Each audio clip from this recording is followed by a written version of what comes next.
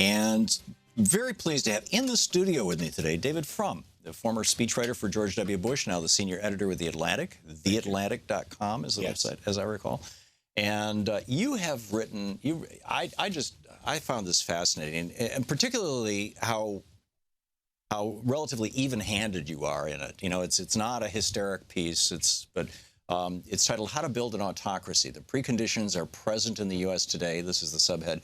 Here's the playbook Donald Trump could use to set our country down a path toward illiberalism. Yes. Want to tell us about this? Well, the piece of context people need to have is that we already live in an age of democratic decline. Political scientists who tally these things report Small d democratic. Small d democratic decline. There are fewer democracies in the world today than there were a dozen years ago.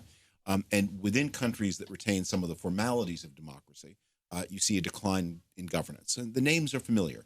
Turkey, which has moved to become a dictatorship in all but name. The decline of governance in South Africa, what's happening in the Philippines. And it's happening on the European continent, too. In Hungary and now in Poland, you see a degradation of democratic governance. This is a broad international event, and it is, I think, arrogant to believe that the advanced democracies are immune and many of the preconditions are present. And that's what I try to chronicle. Let me say one more thing about that, just to set people's minds, give them a context. You know, a lot of the, when people get worried about what Donald Trump might do, they invoke really dramatic scenarios. Well, what if there's another terrorist attack or some kind of horrific natural disaster or an outbreak of bird flu that kills 1 million people, and he could then claim all of these. And I wanted to write a completely plausible scenario and to say, let's use the powers that the presidency has now under today's circumstances. And let's not get distracted by images from the 1930s or 40s. Those days are gone. They're not coming back. Talk about how would you concentrate power in the hands of a president today? And it's been going on since, well, I would say arguably since World War I. Every president, and probably we could take this back to Lincoln, every president, in fact, you could probably take it back to Jefferson. Yeah. Every president has added power to his portfolio. Well, look, I wrote a big history of the 1970s, and it's true that the presidency as an institution has gotten more powerful, especially during World War II and especially in the nuclear age. And some of that is just necessary, right? I mean, if opposing powers can annihilate the United States with 12 minutes warning, there isn't time to convene Congress to decide what to do about the nuclear retaliatory capacity. But what has also been true under recent presidents is it's not actually the president hasn't become more powerful. The presidency has become more powerful. Right. And the presidency is an institution with its own internal norms. And they're not often even written down. They're not often laws. They're just things. When I began to talk to a lot of the research for this article consisted of sitting down with people who served in Republican and Democratic White House counsel's office. The White House counsel gives advice to the president. He's not the president's own lawyer. He's the White House lawyer. And the president will go to the counsel and say, what about this? What about that? Is this, can I do this? Can I do that? And when I began presenting scenarios to these alumni of the office, their most frequent answer was, but no president would do that. Right. Like blatant violations of the Emolument Clause. Yeah. So, well, what if a president did? And again, they say, well, a president wouldn't. But what if a president did?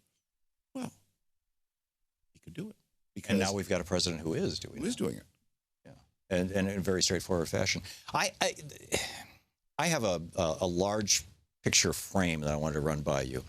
In 1971, Lewis Powell, in his famous note to Eugene Sindor, his neighbor and head of the U.S. Chamber of Commerce, talked about all the things that basically business needed to do to get political in order to respond to Ralph Nader and Rachel Carson. Yeah. I mean, it was this existential crisis as a consequence of the consumer movement and the environmental movement that were both exploding at the same time that all of America was, losing faith in our institutions as a consequence of the Vietnam War.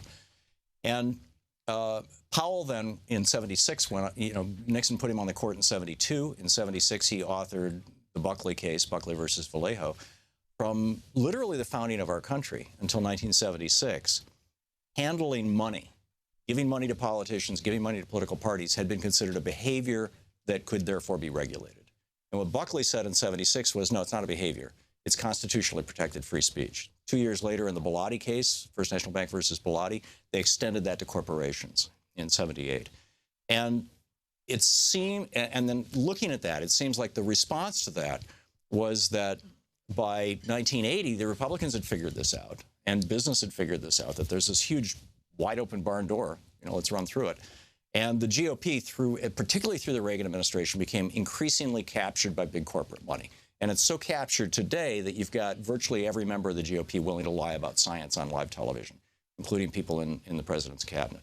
That's the Republican Party. In the Democratic Party, in 88, 89, Al Frum came up with this idea, okay, the GOP is killing us with regard to the unions. We need more money. Where can we get money? Well, let's find corporations, institutions that are not the dirty, polluting ones. So we'll go with the banks and the high-tech people, and let's get their money. And created the DLC, and him and Bill Clinton kind of rode that into the White House in '92. And gradually, much of the Democratic Party also became captured by corporate power, billionaire power. Through this mechanism that was amplified in 2010 with Citizens United. So now we've got at least a full party and a half, and maybe a party and three-quarters that are captured by these essentially oligarchic powers, to the point that Jimmy Carter came on this program last year and said the United States is no longer a functioning democracy. We are now really an oligarchy.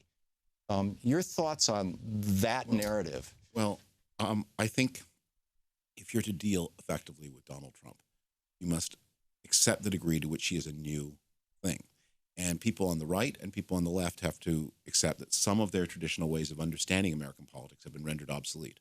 The Donald Trump campaign was, if nothing, a live experiment in the importance of money in politics.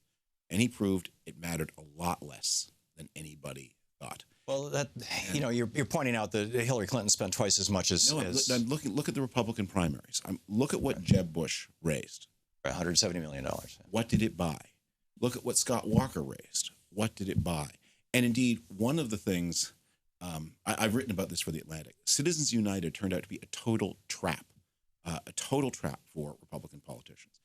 Because what Citizens United did was it said to the politician, you can have unlimited resources, practically unlimited, raised in any amount, on one condition, which is you must have no formal control over how that money is spent.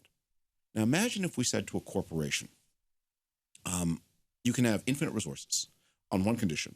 The management must never talk to shareholders. And indeed, there's no corporate law that is going to in any way regulate self-dealing. The corporation would raise and spend a lot of money, but it wouldn't accomplish very much. What happened in Citizens United, these super PACs turned out to be completely self-regarding entities. They're not interested, actually, in supporting the politician whose name is on the door. They spent the money on themselves, and the money was on consultants. On consultants. They consumed it. It was totally wasted. The one person who had an interest in seeing the money spent efficiently, the politician, was the one person who never was allowed to talk to anybody. And instead, what you had was the consultants utterly insulated from all control. And by the way, there are no rules about self-dealing. They would do business with themselves in non-arm's length ways. And the money was raised in the hundreds of millions of dollars and basically pocketed. But look at the influence that the Koch network has had, particularly at the state level, all over the United States. $700 million was spent in the last election just at the state level. Say, yes, they've had some. But if you were to talk to the Koch brothers right now and say, do you feel powerful? They would not feel powerful.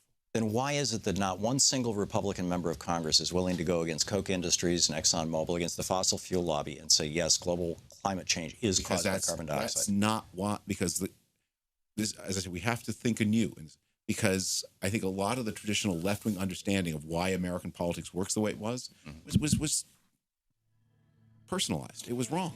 That the Koch brothers could be swallowed up by the earth tomorrow, and the resistance to the climate change argument would not go away. It was not. But it's coming out of money. It's not coming out of not just. Also, money is also important. But I think that's the core thing that was wrong. What Bernie Sanders said about American politics. The reason it bounced on. He had this analysis of how politics worked, and it wasn't true. This is the Thom Hartmann Program. We'll be right back with David Frum. Stick around.